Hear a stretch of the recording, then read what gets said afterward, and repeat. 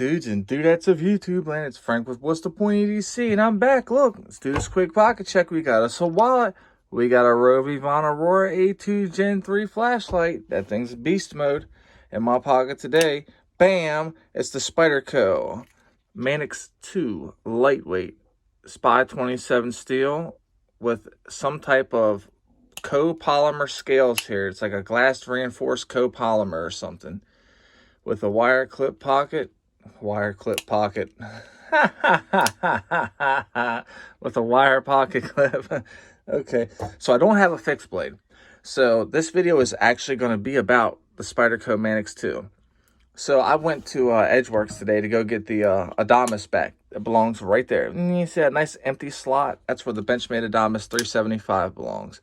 So I went there to get it sharpened because everybody knows that my sharpening kit is it's no more. So I dropped it on the tip when I was doing my hard use demonstration on that. I'll link that in the description just because I'm talking about it. And it gives a little linkage. You know, it's cool to link some stuff. Okay, so this is the Spyderco Manix 2 lightweight. I had this in my pocket today. I've had it in my pocket for several days now, for just over a week or so. I actually had another knife in my pocket as well, which was the Kaiser Towser K. And I know you guys are probably like, wow, why didn't he show that in his pocket check? Well, there's a reason for why. And I'm going to go ahead and tell you real quick, and then we'll keep on going about this here Spyderco Manix 2 lightweight. All right, so I was in the car, and I was flicking the knife open, and I had heard it once I'm talking about the Kaiser now, the Kaiser Towser K.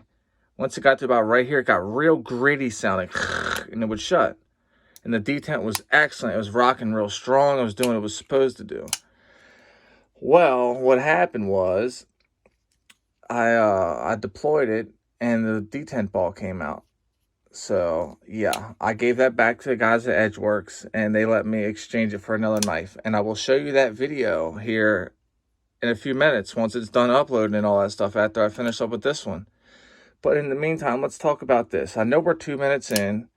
And I'm just getting started talking about this, but you guys already know that's how I rock. Now, most people will only stay for 2 or 3 minutes. Yeah, I'm talking about you. You know who you are. Hang around a little longer, won't you?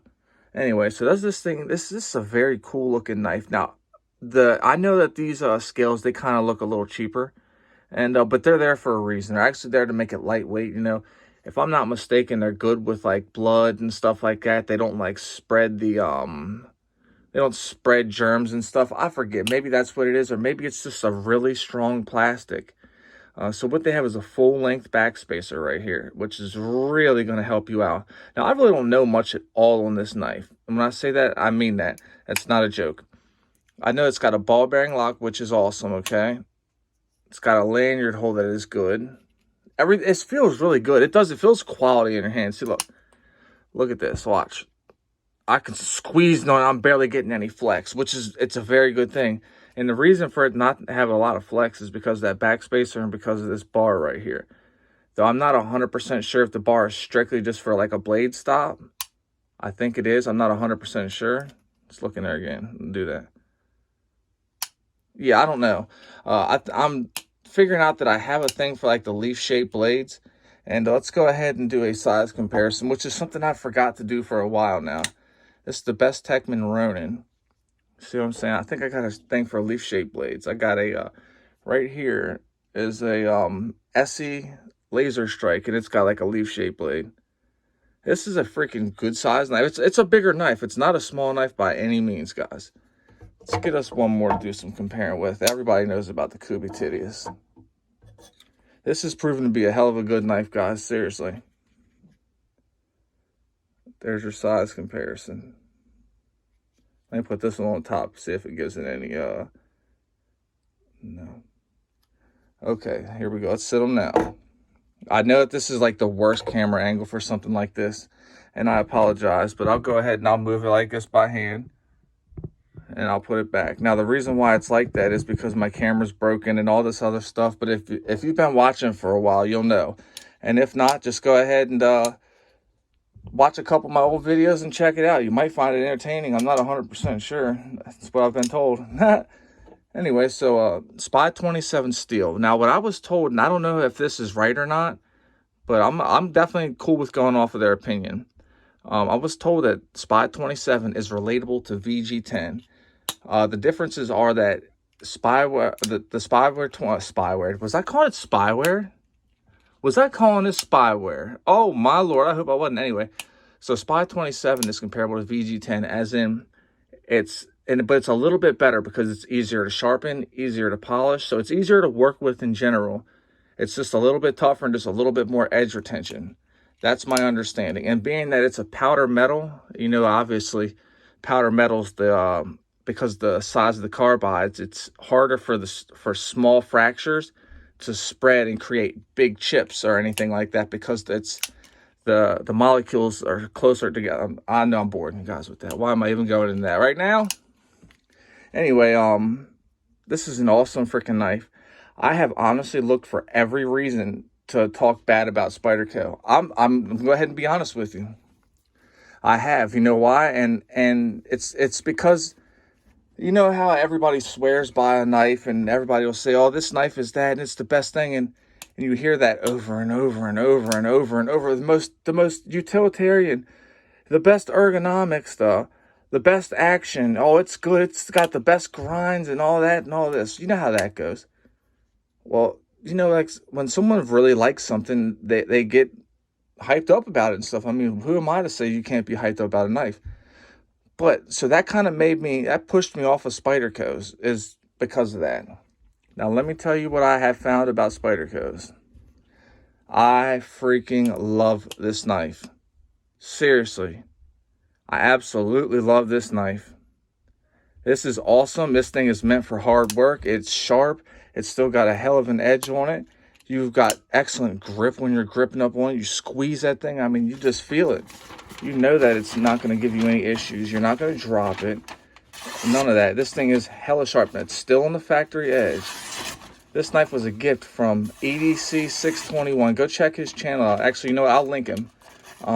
But he deserves a big shout out for hooking me up with this right here. Now, I know I'm doing this knife no justice because I can't cut paper, and you guys already know that. But it's slicey as shit. It's still on the factory edge. That's what he told me. He told me that it did have some little bit of scratching, and it's right there. No big deal at all. I've made it a point to take very good care of this knife and not let anything happen to it, to get no damage done to it or any of that, because it was the first knife ever gifted to me by somebody in the knife community. So, and I take them type of things and they mean something to me. When someone gifts me something, it really does. It means something to me. I know it might sound goofy to somebody, like, man, it's just a knife. Well, you're right. It is just a knife, but it's the meaning behind the knife. You know, I can't cut paper to save my life, but I'm trying for you guys. Like, this thing's this deadly sharp. Now, maybe it'll cut a freaking toilet paper tube. Let's see here. I'm probably not going to be able to do it. So if I don't do it, I'm not even upset. Oh, it's biting though. Hold on, it's biting. Oh, I can feel that one, the bite. I bet I can get that to happen, maybe. Okay, I'm going to give up, but I'll try it again later on.